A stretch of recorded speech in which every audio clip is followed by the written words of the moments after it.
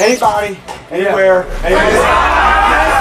It's time to take command. The Cardiac Commanders are the Clutch Commanders! With former NFL tight end Logan Paulsen. This pass caught by Paulsen, the tight end. And from 106.7 The Fan, Grant Paulsen. This is Take Command as we look back at the Commanders' stress rehearsal with the Cincinnati Bengals. Pleased to be with Logan Paulsen. I am Grant Paulsen. Logie, 15 years ago, I'm at RFK Stadium watching Temple and UCLA, and there's a guy with my last name catching a pass, and I thought it was one of the coolest things ever. Lo and behold, I'm on the then Redskins beat a few months later, and this undrafted free agent is on the roster. Got to cover you every day for 4 years. You and I have become good buddies, and I am happy to be working with you moving forward now on this Take Command show that you guys have made such a success to give people a little more insight into the scheme and some of the X's and O's of the Commanders. Yeah, absolutely. And I think, obviously there's that great RFK story, UCLA playing Temple or whatever, but also people don't know this. You're the reason I really got into media, right? So remember I was in Houston playing my last year and I was going to get cut and you called me and you said, "Hey, we're looking for an analyst to do the XFL stuff." Remember that? And so yeah. My first job outside of playing professional football was doing those games with you and sitting in that crazy box at the way end of the field trying to call a game for the radio. So it feels like a full circle moment to be back doing this stuff with you on Take Command. Well, you're a rock star, and there's nobody smarter in the market when it comes to this football team or just breaking down the X's and O's. I've enjoyed the show from afar and thoroughly enjoy getting to learn from you whenever we chat, whether that's on air or not. So I'm excited to be doing this. Enough about me, though. People want to hear about the Commanders and the Bengals, but just to let everybody know, we are both unrelated and brothers separated at birth, and we are fired up to be doing this moving forward. I tell you, last night someone asked me, "Is your cousin here?" And I was like, "I don't know." No way. Yeah, it happens more frequently than you would think. Well, people do think they legitimately think we're related, and I made the mistake early on. I just thought it was funny when I was covering the team. People used to ask, when you played, obviously. I mean, this was dozens of time a day. Are you related to Logan Paulsen? So I finally just started going, "Yeah, he's my older brother." Yeah. And it just thought nothing of it, but it probably stuck with some people. There are people that actually think that we're related. It's not that common a name. And the SEN spelling specifically, it's not that common. So I totally get it. But I know we talked about doing a family photo at some point, but we should probably actually do that. You know what I'm saying? Get everybody in the sweaters and do the hug. And yes. When, that was exactly right. Back in the day when I was covering you, I was like, it'd be really funny if I had two older brothers, younger sister, big family of 6, and we're all about, the same height and not in great shape. But if Logan, who is just a strapping lad playing in the National Football League, like the Arnold Schwarzenegger, Danny DeVito photos, just standing there as our extra brother, thought that could be pretty fun. But Logan, there's a lot to get into here. This was the closest thing we're going to get to a dress rehearsal in 2025 in the preseason. Starters for a quarter for the Bengals offensively. They had Joe Burrow in there longer than I thought they would, which gave Washington, I think, some good looks clearly of what they're going to get as far as a defense goes going into the regular season. But let's start on the offensive side of the ball. The big story before the game was that Brian Robinson was not going to play and that Brian Robinson may end up not being on this roster, which we could talk about a little later. But my first big takeaway, and I want to get your insight, it seemed to me like the running backs really excelled and took advantage of an opportunity. Chris Rodriguez, first carry, 40 yards, ended up with 62. Ja'Cory Krosky-Merritt had 2 for 32 to start, including a 27-yard touchdown. What'd you see? Yeah, I think the thing that I really kind of took away after rewatching the film this morning is just, you could tell that in the first matchup against New England that there wasn't a lot of thought. It was just here's our day one install, let's go run it. And you could tell they put a little bit more spice on this one, right? They ran runs that they ran a lot last year, stuff that they got to later in the year, specifically that wham, I'm going to call it, or that influence trap, where you get the play side guard or the center, I forget what it is. It's a play side guard pulling, right? So the 3 technique plays up the field like he's getting a pull, and then the tight end comes and cracks him. And that run has kind of come into vogue over the last 2 years in the NFL. And that's one that they started getting to, I think, about the Tennessee game last year and kind of how, they were looking for kind of a wrinkle, and that was the wrinkle. And then here you see it, in their kind of first dress rehearsal preseason game. And if you're Cincinnati, like, you weren't probably prepping that too much, right? Like, that was something that wasn't high in the Rolodex. And also you see the GT, the counter in the red zone, like that kind of stuff is good to see from a schematic standpoint. But again, you also got to kind of take it with a pinch of salt, because like, how much did Cincinnati prep it? But I think you see sharp execution, good double teams. I think the offensive line, despite the kind of the mismatched parts, was playing well together for the most part. So I think there's a lot of good things to draw from it. And I think you mentioned the backs, like, Chris Rodriguez, like maximizing some of those dirty runs. Obviously, everyone's going to remember the long run, but the one that sticks out to me is like the wham they ran the second time, or the influence trap they ran the second time, where it's a little bit murky, breaks a tackle, it ends up being a 10-yard gain. I think that's awesome to see. See the explosiveness of Bill Krosky-Merritt. So lots of positives to take away for sure. Love the scheme. Love how Cliff game planned it, but I think it's just important for fans to remember, like, how much did Cincinnati prep those runs, and maybe that's why they were so effective early on in the game. Krosky-Merritt's been the guy that everybody's been talking about essentially all camp long, and it feels like the expectation is he's going to be the big beneficiary if Robinson's not on the roster. But it kind of, to me, seems like Rodriguez is a bit of a forgotten man, right? Not only was he the first guy on the field last night, for whatever that's worth, but he's got a little bit more of that B-Rob physicality to him, and he's had a really good camp. How much of what's happening with Robinson is, we talk about Krosky-Merritt excelling and his stock rising. What about Rodriguez? Yeah, I mean, I think Rodriguez, to me, has had like a really nice camp. And I remember watching, I think, the first or second day of camp and thinking, man, like, he seems like he's in pretty good shape. And then every day finding kind of opportunities to be successful. And I think about the Burgundy and Gold scrimmage as kind of the most recent data point outside the preseason game. And he was excellent in that, right? You see the physicality, you see his burst. I think that was one thing 2 years ago that was kind of difficult. It's like, he just wasn't bursty. He was big. He was very thick, but he wasn't quick through the hole. And now I think last night, obviously, is a great example that all the fans are going to be aware of. But throughout camp, he's kind of looked like this, right? So I know Bill's kind of the guy that everyone's going to be talking about, but I think when you look at McNichols, his ability to run physically and be explosive and be a good pass protector, C-Rod has a lot of similarities to that. And I do think if you're kind of comparing McNichols to C-Rod, you see a physical, a better physicality. And then I think when you look at Merritt, it's like they're all kind of versions of the same guy, but Merritt's a little bit more twitched up and explosive from an acceleration standpoint. Like, his long speed probably isn't as good as, like Jahmyr Gibbs as an example, but his ability to burst through the hole is extremely, extremely high. And, like when you look at some of his advanced kind of physicality metrics, like the acceleration numbers are always top shelf. So I think you got three guys there, and we haven't even talked about Eckler, who are kind of different versions of the same player. They're good in all three phases, not great in all three phases, but like they have their kind of superpower. C-Rod with the power rushing. I think, honestly, McNichols with the pass protection. And I think you look at Merritt and you say he's kind of the explosive play merchant in your traditional run stuff. And then Eckler does Eckler things. Rodriguez, for what it's worth, last year, when you look at DVOA at the rushing position, which is like a per play efficiency based metric on down and distance, score, opposing defense, it takes a lot of relevant things into equation, was their best valued analytical back, 34.2%. McNichols was in the low 20s. Eckler was about 15%. Robinson was actually minus 4.2% in that metric last year.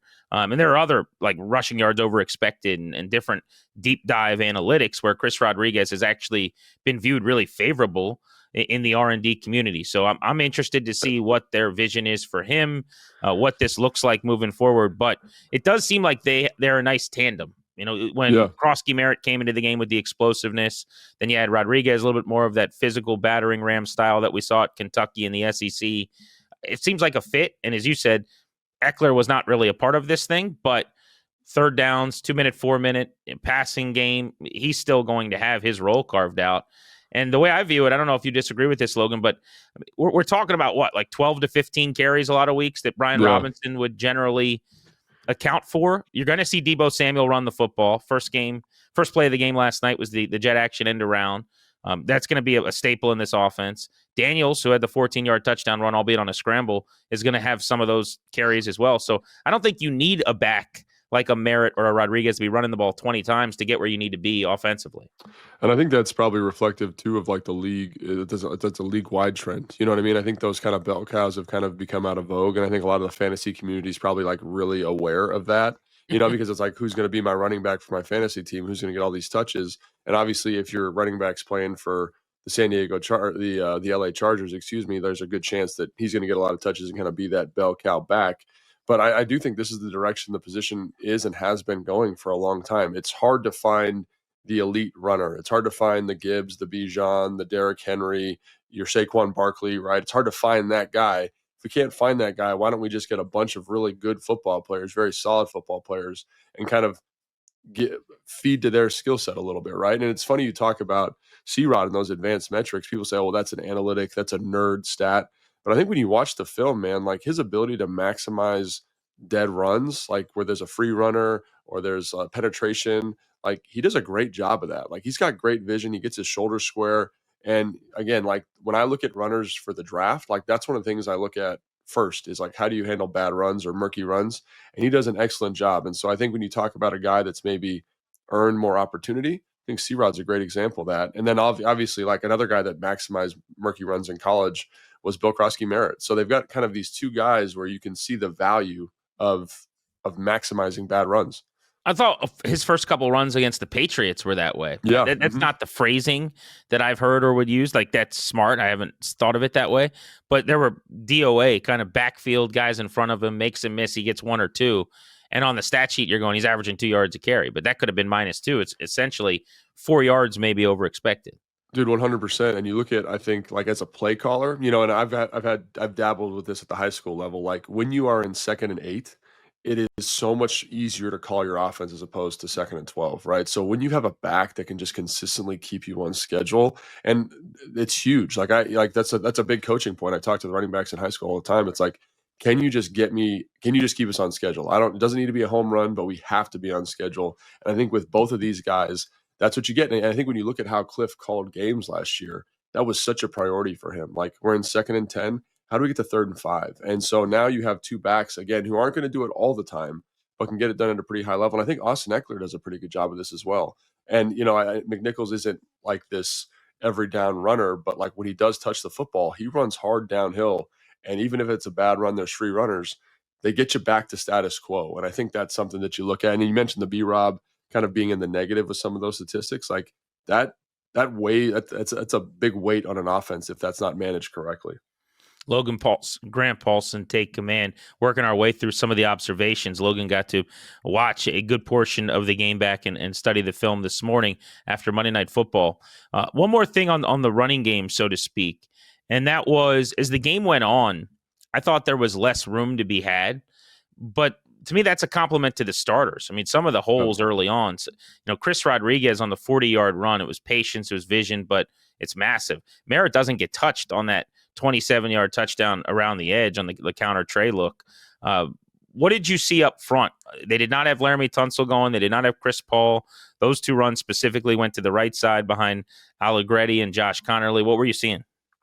Yeah, so I think, on obviously, Merritt's touchdown, that's a GT counter. That's like, the Hogs play, right? And so Chris Paul, like, he's out in front of that thing, right? Wiley's out in front of that thing. Like, they're kind of paving the way there. John Bates does a great job on that front side. It's funny, they ran that play earlier in the drive. I think it was, so they had the explosive run. They're in the red zone, and they ran the GT counter. And Bates had like a 6 technique, so a guy lined up inside of him, and it got a little bit bloody. The guard couldn't get around, and ended up being a tackle for a 1-yard gain. And to me, this is so funny, like how they call the same play the next time they're in the red zone, obviously for Bill's touchdown, and they get a 9 technique. So Bates is able to track down to that inside backer. There's a little bit of foot traffic because of how well he's able to get on that guy. He takes 2. Paul absolutely smokes the defensive end, and then Wiley's kicking out a corner. Like, that's exactly how and why you draw the play up. And so just front spacing in terms of run efficiency, I think is always interesting because fans don't even think about it. They're like, this is a good run. We got to run more GT. But I want to run GT versus prime looks, right? So I think it was interesting to see, like, maybe they didn't get the exact look they wanted the first time. They get it the second time. It ends up being a touchdown. And then, let me ask you this. Does Cliff know, like he's calling the plays on the sideline, when they line up and there's a 6 tech and it's just a tougher assignment than for Bates, does he know the play isn't going to work as well, or is it still capable of being the same result versus a 9? Because if you call a play and you get the wrong coverage, maybe right away you're going, oh, let's kill this. Let's get out of this. Yeah, so there's a lot coming from Kyle Shanahan, Sean McVay, that background, like you would have, let's take GT for example, and we don't like it versus it's a 6 technique, like because they're or a tight 5 maybe, because that guy's going to penetrate the gap, and penetration kills gap scheme pull plays, right? So when you look at that, you say, well, why are we going to run it to that? If he's going to play a 6, like let's run an outside zone, or let's run a perimeter toss play, right? And so Kyle would have that up and basically be like, okay, it's GT. We're going to can that to bounce. And so then Bates would just block down. It becomes more of a position block. The play side guard pulls, we're on the perimeter. And then you get into an optimized look. Like there's great stories of Harbaugh when he was up in San Francisco, where they'd have 3 plays called at the line of scrimmage, and they would check to whichever one suited the front best, right? So like if it's an over front, an under front, or if it's odd spacing, they had 3 runs called, so they'd get their absolute best call versus those looks. So I think it's always interesting. Like for example, on the influence trap, usually you don't want to run that to a tight shade, right? So like you want to run it to a 3 technique, someone head up over the guard, because there's a little bit more air there on the crack, and it just helps out the run a little bit. So I think that's something that fans don't think about really, but I mean, it's cool to see that in real time when you're watching the game, like, oh, this is probably not the look they wanted. They get the look they wanted the second time out, and ends up being a touchdown.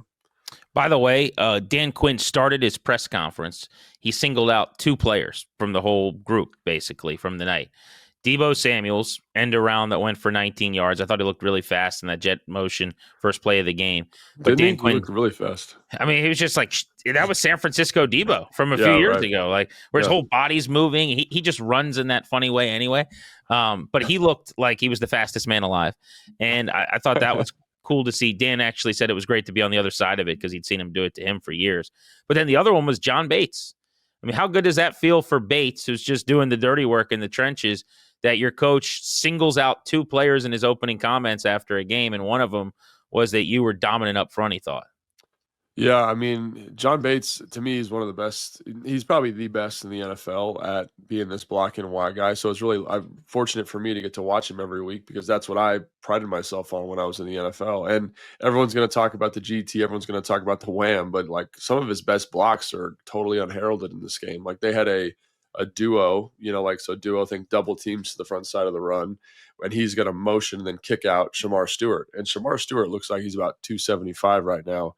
And John Bates wears it on the face, is able to sustain his feet, and then kind of drive that guy inside as he's penetrating.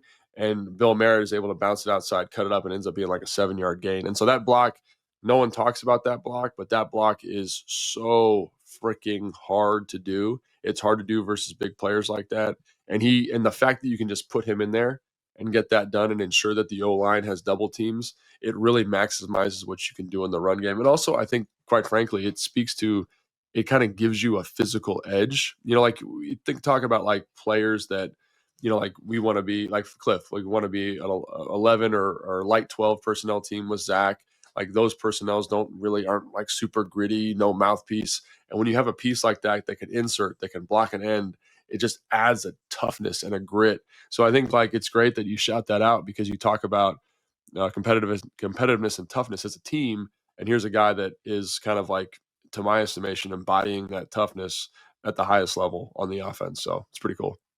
Yeah, it's like asking you about a blocking tight end is like asking an elf about December. You know what I'm saying? It's kind of when they like to do their work. We're going to have Logan empty out the rest of the notebook on offense, and I want to get into the defensive observations he's got. Bengals, Commanders, Monday Night Football, under the lights. This is Take Command.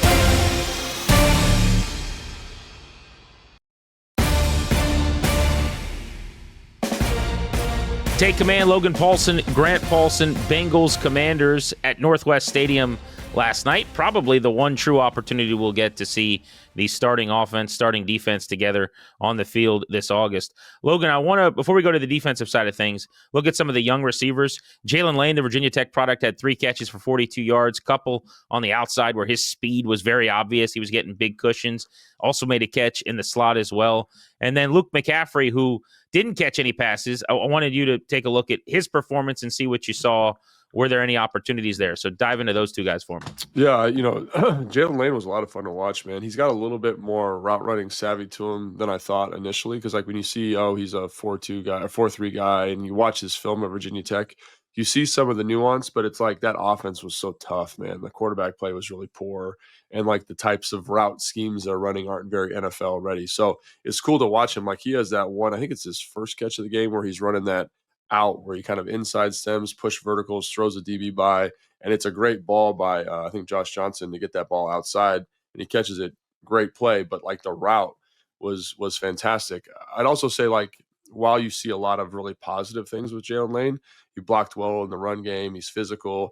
There's still a little bit of polish that needs to be applied to some of the routes. Like he had one with Sam Hartman where he's running a comeback and he kind of gets up to the top and kind of rounds out of it a little bit quickly, and the DB is able to read it. But I think all of the other good stuff kind of informs like, hey, man, like this guy has some route running nuance. If we just get him to be a little bit more consistent, maybe he can be kind of your Olamide Zaccheaus this year, where he's kind of doing the dirty work in the run game. He can find explosive opportunities and win some of these one-on-one matchups. So I think he obviously still got to grow. He's a rookie, but like I think you like the direction that he's going, especially given the data points from camp. Being out at camp, he was one of the guys that stood out to me the most. He just routes people up. There are times, and I'm talking veteran, like Jonathan Jones, I thought's done some good things. There are times where, at the top of a route, leaves him behind him, breaks out. You saw it last night where he made one of those catches where he's got like that shiftiness and suddenness. I'm not slapping like a Santana Moss on him, but where your body just moves like you're kind of gliding. It's different.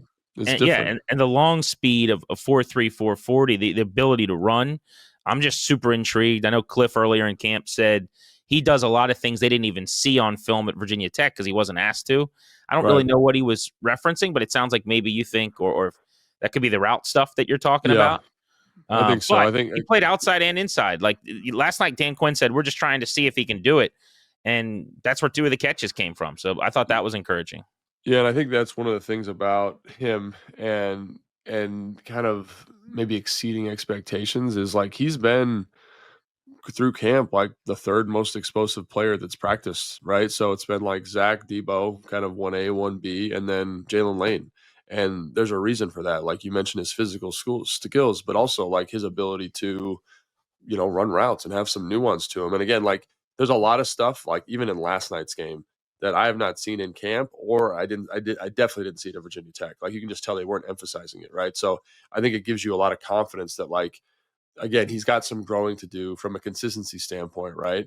Like we just talked about, like, when we get to the top, I got to make sure it looks the same every time. I'm coming back friendly to the football every time. I'm protecting the throw. But you see the out, you see the comeback that he ran on the first drive where Josh Johnson's able to hit him. Like there's a lot of really positive things to his game. So I think it's just like, can he continue to grow? And if he continues to follow the same trajectory, I think absolutely. So it feels like, he's like kind of locked in that 4th receiver spot, barring an injury heading into the season. Feels that way. 3 catches, 42 yards. Also want to call attention to a contested diving catch he made on the Hartman throw. Like that was big time. That was a crazy catch. That was unbelievable. I mean, he's got a defender wrapped around him. Looks like the vision is even being blocked by an arm. I thought that was big league stuff. What about Luke McCaffrey? Because if you're just watching the game last night, it's no targets, and you're wondering how many reps did he play? What was he doing? Was he just getting cardio? What'd you see? Yeah, so I mean, there was a play. It was start of the 2nd quarter, I want to say, where they're running like kind of. So they have a 3rd down package, and the package is probably a strong word. Where they run like Hank, which is like deep hitches on the outside, and then a deep hitch over the ball, and then you got 2 flat control players, right? And then kind of their variation off of that is the flat control, the hitch over the middle, and then those guys run goes. And I'm not sure, I haven't talked to anybody over there, but that might be a side adjust. Like if you get pressed, it just becomes a go automatically, or if that guy's inside 5, it might become a go automatically. And so Jayden Daniels made a ton of hay on that last year. You think about throws to Diami, throws to Terry, like throws to OZ down the field where he did such a good job throwing those deep balls. And they called that play they were on like the 40-yard line going in to score. It was like 2 plays before Josh Johnson's interception. And so Luke McCaffrey's on the left, Lane's on the right, and they both run goes, and they both beat the guy. And in my mind, I was like, Jayden Daniels can throw it to either one of these guys, and this is a touchdown for the offense, right? And that's where Jayden Daniels' superpower of finding the explosive plays down the field is not just by accident, right? He's so good at throwing that deep ball. But Luke McCaffrey has 2 steps on the DB. Lane has 2 steps on the DB. They were even when he reached the top of his drop, like that ball's probably got to be out. And so he ends up throwing it to OZ over the middle of the field. Completion, we're on schedule, fine. But if Luke McCaffrey catches that ball there, like for a 40-yard touchdown, like we're probably having a different conversation about his game this week. Now, like, again, there's some stuff where, like, is he getting the most separation? No, but he got plenty of stuff. He actually, like, smoked that dude on that play, and that's a starting caliber DB in the NFL. So even though there's been some ups and downs to his camp, I think the one thing that sticks out to me is, like, he is going to give you every ounce of effort all the time. He plays special teams pretty consistently at a high level. Like, he covered a couple kicks last night with that second group. And then he does have this ability to win down the field. Like, we were talking on the phone last night, like, he's got some interesting athletic metrics. It doesn't show up all the time, but when it does, like in this moment, it's like, man, 40-yard touchdown, like that'd be a big time thing for the stat line for Luke McCaffrey. His raw athletic score coming out was off the charts. I mean, like, it's not just a bloodline thing with the back of the jersey name. I mean, this is a guy that if his last name was Paulsen, he could be the third member of this podcast, but also, the RAS would still stand out. And you see some of that flash occasionally. You hope his time's coming, right? Because particularly maybe it's the third preseason game coming up as they tamp down on some of the starters that are out there. Like, you just want to see him put something on film. And I'm sure you felt this way as a player at times as you're kind of buried on a depth chart or whatever. Like, when you get these games, last night's second half, I was kind of thinking this, like, go make a play. It's time to show something here. And he's just got to put a few reps together where he's getting the football. But obviously that's for the fans to see, that the team's going to see even when he's not, to your point. Yeah.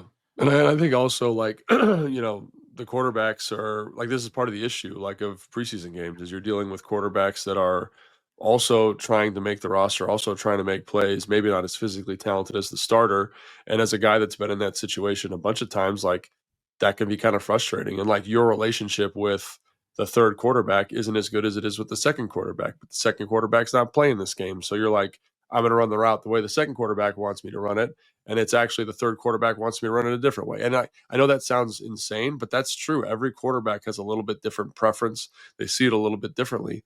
And so when you're in this third preseason game, I mean, it's a great opportunity to get film, to get reps, get your name out there, make some plays. But it also is really, really challenging, like, even in the run combinations, right? Like, I'm working with a tackle that I've never worked with before, and it's going to be a little bit messy because he's going to be a little bit wide. I might be a little bit tight. And this is why, like, these are these guys' opportunities to make plays. We're talking about Luke McCaffrey right now, but again, there are a lot of mitigating factors that make it difficult at times to kind of stand out because you haven't built the chemistry with the people you're on the field with. All right, let's pivot to the defense. There was a lot to get into on offense, but defensively, you got to play Joe Burrow for longer than I would have thought. Where do you want to start here? Yeah, I think the first thing that just jumped out to me right away was just it felt different on the sideline. It felt different, especially with that first group when you're watching the tape. And what I mean by that, like, you can see the communication with the group, you can see the confidence with the group, you can see the speed to match route combinations, like a lot of tight window throws with that first group. I thought the tackling with the first group was really excellent. Like, just there were some situations where, like, they threw a screen to the tight end, Quan's defeating a block. I'm like, this is going to be a huge play. He falls off and tackles the running back's foot for a 5-yard gain. I was like, that's a big time tackle. There's the tackle that Quan has down at the goal line. That's a huge play, right? Noah Monogany fitting as the nickel has a great tackle on a run. Like, this is an aside, but, like, I don't know how nickels play football in the NFL, man. They are in conflict to the highest level every single down. And if you get a good nickel, man, you're going to be doing all right. So explain what you mean by in conflict, by the way. Oh my gosh, man. So, like, basically they've Cincinnati's in this wide bunch, or it's a stack because there's 2 receivers, right? So he's kind of apexing the stack and the formation, the run formation, right? So he's got to fit this run if they do run the ball. He's the B gap run defender, right? So that's the gap in between the tackle and the guard. So he's got to fit that gap, but he's also got to play the screen. So like if it's an RPO, like you're going to get RPO and then you're expected to haul ass and fit the B gap. And then the other thing that's crazy is you talk to some of these guys who coach run fits for nickels, and it's like if the quarterback turns his back to me, I'm a B gap defender. If the quarterback turns his face to me, I'm actually a C gap defender, or I'm like late to run fit. I'm like coverage to run fit. So like there's so much information that By the way, while you're making all these decisions, you have to play fast. You have to play fast, right? Like, and so you're looking at it and you're like, I don't like, again, there was one where Kane's kind of playing the will linebacker on like the first or second play of the game. They're in a wide bunch again, and Joe Burrow opens to the bunch, like, so he could throw the RPO. So they're running like Wanda away from the bunch. And you're like, that position where Kane's in, that sucks, because he's got to fit that screen. He's got to make the tackle on the screen. He's also got to fit the B gap in the run. So like, you got to have a dog at that spot, someone who's incredibly smart, incredibly intuitive, and again, can have this checklist of mental information that lets them fit and play this quickly, while also, like you said, playing fast. Like if I was out there, I'd be like, okay, backs to me, I'm secondary run fit defender, and then the ball's going to be snapped, and I don't even know what the hell I'm supposed to do. So like, I think it speaks to, again, like why why the staff is so fired up about a guy like Mike Sanders still, because when you watch him in practice, like, there's zero hesitation. There's zero hesitation with what he's seeing. So one thing I saw last night, it feels like, and I saw this against New England as well, Jeremy Reeves is a mainstay in this regard, but yeah, when players get the ball in space, the Joe Witt coaching point of what he calls it arriving violently, or like the playing with speed. I mean, you saw this with Quan Martin on the goal line at the 1 yard line. I thought Jeremy Reeves had a play in the second half, maybe, or late second quarter. Same way. He did it against New England. Like, these dudes close. They have speed in the secondary that I really like. We're seeing Quan Martin become something, it feels like. Where are you on Quan? Finished last year ascending, made a huge interception against the Lions, obviously, in the postseason. But what is his ceiling, do you think? Dude, I think he could be special, man. And it's just because of like how he approaches the game. Like you mentioned, like the speed and arriving violently, like he does that. But he also has great coverage instincts because he's played in college all over the back end. So he does have like an ability to play man coverage. He can play the post.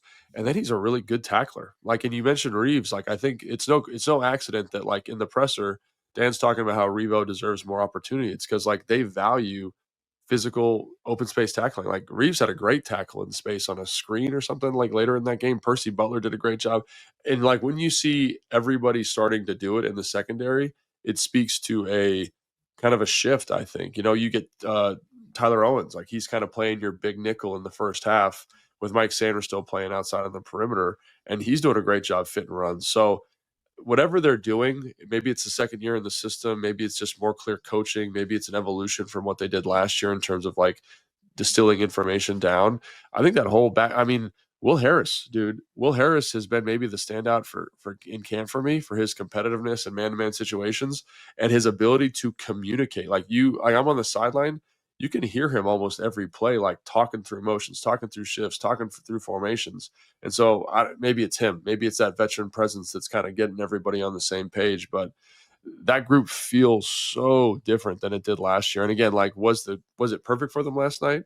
No, it wasn't. They had a couple penalties. They had that kind of ticky-tack PI on Noah in the red zone. Again, like, I don't know. I was standing right with the referee. No, this is a true story. I was standing right next to the referee. They bumped into each other, and then he threw the flag. And I'm like, he shouldn't have called it for that. And then you look at the Jumbotron, and then you see a little bit of pull, but like there's no physical way for him to have seen it from where we were standing. So I'm like, what are you throwing the flag on? Anyway, right. He may have accidentally been right on the little grab on the collar, but he didn't see it. Yeah, you didn't see it. So I was like, how did you throw that? You know what I mean? Because like I'm right. Anyway, but I do think like, so was it perfect? No, but I do think you see, like when you talk to Fred, when you talk to Santana, when you talk to Fletcher about like what made their defenses great when they were here with Washington, it's the communication, and you're starting to feel shades of that, I think, where they're playing fast. And again, like the other thing with that first group, you know, they've been playing a lot of man. They're blitzing a lot. They brought some zone pressures. They played different zone shells. Like they did some different stuff, and it also looked fast and it also looked confident. So I think I'm really excited to see that group if they can carry that momentum into the season when offenses have larger playbooks at their disposal. Will Harris had a great play on the goal line too, on a tight end PBU where he was tight in coverage on an incompletion. One of the things I was excited to see last night we didn't get to is Trey Amos against those wide receivers. Yeah, obviously had a tight hamstring or something. Sounds like if it was a regular season game, he might have played, but there's no reason to push it. And then just generally, I wanted to see a little bit more Chase and Higgins, because what I've been fascinated by at camp is how much man coverage they played. Yeah. It's blowing me away. It's super aggressive what they're doing. So aggressive. Curious to see if that carried over to, all right, now you've got Zero Dark Burrow over there. Like, are you still going to play that game? Did they? I mean, what were they doing on the outside? Like, what was the coverages looking like? I think they played man. They kind of did their thing. They brought pressure. They were aggressive, but they also played more zone than they've played at practice, which makes sense to me, because like you want to see if you can get them. And they did a good job of it. Like there's a couple, like the one that Joe pulls down was, again, that's a 3rd and I think it's a 3rd and 12. The one that turned into a sack where he ran around in circles. Yeah. And it looks like a quarter shell, and they do a great job of disguising quarters. It becomes cover 3. Revo kind of pops down into this high cross where he's trying to get the ball. He has to pull the ball down. Madrano does a great job seeing the scramble. He's flooding the zone, so there's nowhere to go with the ball over there. And then Joe tries to loop back around, and there's nowhere to go because the rush did a great job in pursuit. So there's just enough. There's like the fastball, right? I go back to the pitching analogy. It's like you're throwing a fastball, and they want to play man and blitz, right? And then when I throw that changeup, when I throw that slider, it's enough of a variation that you see the consternation of the quarterback, like, oh, I wasn't expecting that, right? I wasn't expecting that pitch at this moment. And so I think that's if Joe can call games like that, where he's kind of walking that razor's edge of like being hyper aggressive, but also knowing when to throw that changeup pitch, they're going to be really tough out. And I think it also kind of coincides with the improvement of the front. Like, I know there's no big free agent signing there, but like, dude, like watching Javon Kinlaw, when he gets his hands on grown men, just literally throw them like little children to the ground. Like, we had an interview with Deron Payne for the radio, and he was like, the stuff that Kinlaw does in practice is freak stuff. And so you've seen some of that, right? But like in the goal line sequence, he like the number 62, the right guard, full extension, and then immediately, like, I'm talking like head to the ground toss, and then almost makes the tackle on a backside run. So if you get that kind of performance from him, Dietrich Wise is crazy physical in the run game. Dorrance Armstrong, I think, has been great rushing the passer. Like, it's kind of in the same way the running backs are kind of elevating because they all are very solid players. I feel like there's some of that going on with the defensive line. Well, this is the plan too, obviously. Yeah. Right? I mean, they got bigger, they got more physical, and the question's going to be the pass rush. They're going to have to draw some things up in the parking lot and mix potions. But look, I mean, Von Miller can be your closer potentially. You go get him. But the size was obvious. Kinlaw is a smart car. And this is I've been out there for 26 years at training camp. I don't think I've ever seen a bigger human being. He looks different, right? Like, it's just like he looks different and he moves different. And I played in the league for 10 years, and I've seen some freaky dudes. And like when he walks up in the drill, you're like, that body type shouldn't move with that kind of snap. You know what I mean? So yeah, I agree. Smart car. I like that. All right, let's put a bow on the defense. One other observation here on the defensive side of the ball? Well, just because you mentioned it, like you talk about closer, I think Dorrance Armstrong rushing over guards has been a problem in camp, and it was cool to see like him get that pressure on Joe Burrow rushing over the guard. Like, you talk about where's the pass rush coming from? Like, for whatever reason, like on the perimeter he's solid, but as a 3 technique rushing on 2nd and 12 or 3rd and 12, like, people just can't block him. So if he can continue to play that way, rushing in that way, and Frankie Louvu can be a blitzer, they had some great rushes on backs. Like, maybe this is what I'm saying. If Joe Witt Jr. can find these matchups for these players and put them in good positions to be successful, Frankie Louvu on backs, Dorrance Armstrong on guards, then you get Von Miller rushing on the perimeter, like, that's going to be a nice aggregate of sack production or pressure production over the course of the year. And obviously guys got to stay healthy and all that kind of stuff, but it's interesting watching it in the preseason and watching it in practice and saying, like, if this keeps following the trajectory, kind of like the Jalen Lane thing, this could be pretty impressive. Logan Paulsen, Grant Paulsen take command. Have we seen Brian Robinson's final game with the Commanders? And what lies ahead now for Washington? Will starters play against the Ravens? We'll get into those things as we continue on Take Command.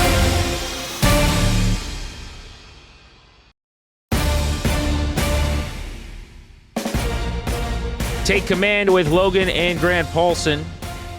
It's going to be weird if I combine it like that, Logan. Logan and Grant Paulsen. It almost sounds like we're like Brad and Jennifer or something. Maybe I should say Logan Paulsen, comma, and Grant Paulsen. But either way, we're the Paulsen boys. We're here. Yeah, the Paulsen boys. We're here. There you go. On Take Command. I want to get into Jayden Daniels in a moment and look ahead to the Ravens, but got to get some thoughts on Brian Robinson because this was the big story before kickoff, kind of late developing. Robinson has been the mainstay, bell cow of sorts, first and second down the last 3 years, a third-round pick by the Rivera-era regime. And it certainly looks like we're headed for a divorce here where not only did he not play in the game, he was not in the stadium. And then after the game, Dan Quinn said that he and Adam Peters met with Brian Robinson after a Sunday walkthrough. They told him he wouldn't be playing. He didn't say that we told him he's not going to be on the team, but that's kind of what it sounded like because he even addressed the team in a meeting on Sunday night at the hotel. How uncommon is that for a coach to talk to the team about a player who they've said is not going to be playing in a preseason game? I mean, that tells me something here is pretty serious. Yeah, I don't know if it's uncommon. Like, I don't know if it's uncommon or not. Like, in my time, like it maybe happened once or twice where it's like, hey, we're going to go in a different direction, or this is what's happening with this guy. And, I appreciate that Dan does that, like he doesn't shy away from those moments. Cause like, there's times where like, I'll tell you this, like been in Atlanta with the other GM there, or when I was in Houston, and it's like, hey, where'd that guy go that was here? It's like, oh, they just released him. And like, there's no, and he was like a big part of the team. It's like, oh, I was going to say, what does that say that, I mean, you're not going to do that with every player. So with Brian Robinson, they felt like they needed to address it. And Quinn said this after the game, by the way. I liked it too. He said, if they can hear it from me, I'd rather that happen. But there's got to be a threshold where you're not going to tell them, every single time, when respectfully, like Tay Martin is not on the team anymore. So it obviously says that it was going to be fairly jarring to the team if Brian Robinson's not going to be in the mix moving forward. Yeah, no, I think it's like one of those things where, like you said, I think we as the media have viewed Brian Robinson in a very specific way, and we in the media are going to ask questions about Brian Robinson not being on the team, especially, and we in the media are going to ask questions if he's not at the game. So how do I get my team ready to answer those questions? I address it. I say, hey, this is what's going on. This is the score. This is what we're going to say. Don't let it distract you from your performance. Like, again, like this is the business side of the NFL, and we're going to keep it moving. And I think like I appreciate that he's aware of that, Dan, and I appreciate that he brought it up to the team. And I'm sure the players appreciate that he brought it up. So it's not like the first question of the presser is like to Jayden Daniels, like, hey, why wasn't B-Rob here? And then he's got to fumble through an answer. It's like it's helping the player get ready for an answer. It's helping the team get ready for an answer. And then we can focus on what we need to focus on, which is winning football games. I know that maybe sound callous from me, but that's what this is, man. It's a business, and the goal is winning football games. And like this is part of dealing with the logistics of creating a roster in 2025 in the NFL. So if Robinson's not on the team moving forward, then where are they worse off, or where do you worry about having to replace him? I mean, the fact is they really like their depth. I view their running back room like a big league rotation where you've got a bunch of fourth starters kind of. You've got a lot of depth and quantity, maybe more than the quality. I don't think you have an ace starting pitcher who's going to go out and strike out 16 or something.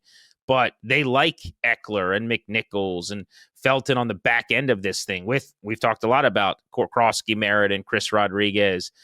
And I look at Robinson, frankly. I mean, this is a guy since he came into the league who's 86th in the NFL among running backs and the percentage of his carries that turn into 10 plus. They've got to get more explosive. They've got to get more bigger plays in the running game. And I'm sure they feel like there's guys on the roster who can provide that. Yeah. And to me, it's, like some of that number is, what is it? Would you say 80th in the league? 86th. And the percentage of his carries that go 10 plus. And some of that is because of the styles of run that they call here. Like, everyone talks about how the quarterback elevate. And we've talked about this on the show before, how the quarterback elevates the running back. And that's true to a certain extent. But like when you run a lot of RPO, when you run a lot of zone read, like the nature of that play call, there's going to be a free runner at some point if you hand the ball off, right? So that might not be entirely his fault, but I understand your point. I think when you look at the top shelf runners at the position, your Saquons, your Jahmyr Gibbs, your Derrick Henrys, they're able to hit a home run. And so I think every offense is hunting for that home run threat in the backfield. Like anything to become more explosive in the NFL in 2025, like look no farther than the Philadelphia Eagles, look no further than the Detroit Lions. Like every element of their offense is designed to make them more explosive. And that's what every team, I think, is striving to get to, right? Like every year you're talking about the big time receiver, the big time back. And so the thing here is like, what category of player do you think Brian Robinson is, right? I think Brian Robinson is a good player. I don't necessarily think he's a great player. And I think the thing with running backs, I was talking to my son about this yesterday, is the league is saturated with good running backs. So like I can be very selective about the players that I want filling that role for my team. So I think that's what it really comes down to is like, I think maybe like I said, I think Brian Robinson's a good player. I think he's a good athlete. I think he adds a lot of upside in the pass game. I think he's a physical runner. But is that much more than what Chris Rodriguez and Bill Krosky-Merritt have together in aggregate? Probably not, right? And so I think that's where it kind of comes down. It's like he's good, but he's not great. And like that's the way position's going right now in terms of evaluation. It's basically saying if you're not a great player, you're just kind of in this mix of what I'd say probably 100 running backs. And again, like that's crazy to say because you're one of the best 100 people at your job in the world, but you're not that top flight guy. And so we can always look to upgrade. And I think that's part of what's happening here. And again, I haven't talked to anybody, no inside baseball. That's just my observation about the running back landscape in 2025. I think it's a great breakdown. It's good analysis. One of the fun things maybe as we move forward and learn each other a little bit on the pod here on Take Command is going to be the juxtaposition too of Logan, who's one of the smartest film guys I know and played in the league, and me, who's kind of more of a numbers guy. I'm a data guy, right? I didn't play in the league, but there's numbers for everything. So you're right. Like you talk about what I had said, 86th and 10 plus, and maybe that's explainable away. One of the best metrics I think for running backs is rushing yards over expected, where they're using this chip data to see what's blocked, where the defenders are, what you could have gotten, what you did get. He was 25th last year in RYOE per attempt. And then if you look at like the percentage of his yards that are over expected, it was 35th. So there were just areas where I think they'd like to do a little bit better. They like their depth. I like the direction they're going in here. They're going to get younger and more explosive and give some other guys opportunities. I got no problem with it. Speaking of explosive, though, we'd be remiss if we didn't talk Jayden Daniels. It's kind of funny. Probably the deepest into a podcast either of us have ever gone without talking about Jayden. But it was only 4 plays on the field for the first team offense. 74 yards, right down the field, explosive, 1-yard play, explosive, touchdown. But it was the first drop back of his preseason. He will probably end August not having thrown a pass because he drops back. The way he described it, I don't know if you saw it the same way. He said he wanted it to go to Rodriguez on a corner, couldn't, was laid across the middle. I think maybe Debo. And then he said he pulled it down and his instincts took over. 14-yard touchdown run. Just an electric play. Back at home. First time we've seen him moving around. Yeah, and to me, like everyone's been talking about how good the defense has looked in practice. They're playing all this man. They're bringing all this pressure. Like that, they play Cincinnati basically in the red zone played like drop 8. But instead of playing zone, which you'd get into like cover 3 or cover 2 or some type of quarters with underneath hook players and flat players, they basically played man and then dropped that right side defensive end off as the hook player, and the post player is kind of your one high plug player there. And so, yeah, you look to Rodriguez on the corner. It gets a little bit murky because it's a corner and an out. It's man coverage. I like the matchup on the corner. It's not there. I moved to get to the ball to Debo in the middle of the field. That hook player does a really good job of feathering under the crossing route by Debo. Could you have thrown it? It was a little bit rich for my blood personally, like the way that guy's eyes are playing you there. And then remember, everybody's in man. So the plug player's to the right. The post safety is the only guy that can make the tackle. You get out there, there's a ton of grass. And, that's why he's so special. That's why, to me, like some of the difficulties in training camp are maybe exaggerated slightly for Jayden Daniels, because like you forget that he dictates to defenses with his legs too. And what I mean by that is like you will not see a lot of man coverage straight man coverage against Jayden Daniels because of what he can do to you as a runner. So here's a great call. Like if this is Tom Brady, this is a great call. This play's dead in the water, right?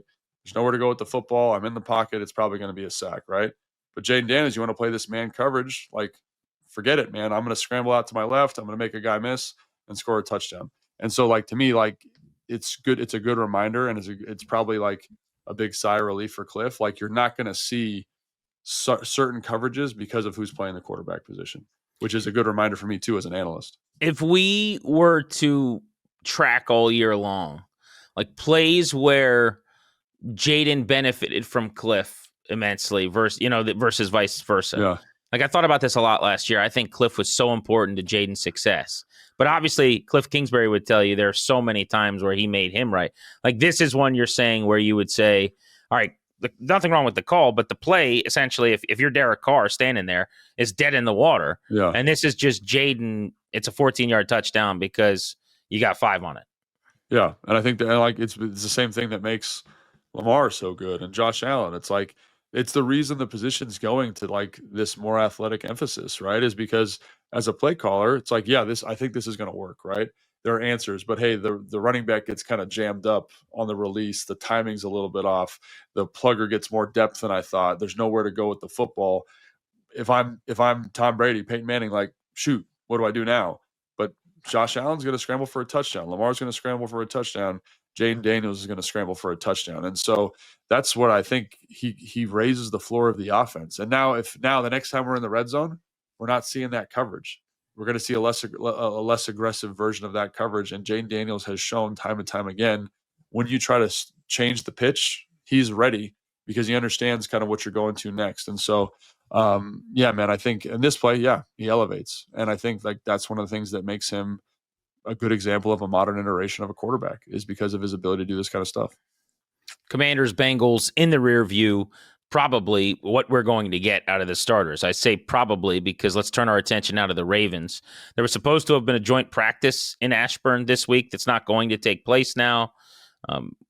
I don't think that's going to change the plan to get guys playing time in the final preseason game. You don't think so? I mean, what about you? I maybe because I'm a fanboy, I want to see them play. No, I desperately want it. I mean, I scream on the radio for 3 hours a day that I want everyone to play 4 quarters in the preseason. Yeah. Like it's all about me. I want to eat chips. I want to drink Coca-Cola. You want to watch ball. I want to watch ball. Like with all due respect, you interviewing them on the sideline and a bunch of dudes in visors doesn't really get the juices flowing for your guy. Even though I'm a big Logan Paulsen fan, I just don't think the way everyone's talking around the league who's on record about this, it seems like there's a lot of teams kind of putting the car back in the garage right now to polish it up for the car show coming up in a month. Yeah, I remember talking to somebody late in my career about this, and they were saying that like this game works because if you get some type of soft tissue, some type of ankle sprain, it's okay because you have next week off, then you have that kind of pseudo bye week heading into the year. So you have like 14 to 16 days, depending on when your game is. So you can get healthy off of like a nick, right? But if you take that third game and you play, you do have that week off, but it's like it's a little bit tighter window. So again, like what's your guess? I mean, I would have said absolutely not because the joint practices would have sufficed. But without them, absolutely. Do you have the first team offense break a sweat? It's also worth noting, even though they went 74 yards on 4 plays, like Jayden was out there without Tunsil, without Coleman, without Cosme, which will be the same in this game if he goes. But it was still no Ertz, no McLaurin, no Noah Brown. So like it was kind of like the offense has not been together at any point still. Right. Yeah. And again, that's probably pretty frustrating for Cliff. And I think he said as much in his presser, but like, I think that again, if I'm, there's 2 ways to look at it. Like one, I want to make sure Jayden Daniels is ready for the season. So if Jayden comes up to me and says, "Hey, I want to play in the 4th preseason game," I'll be like, "Okay, you're going to play." And I'm probably going to call 5 runs.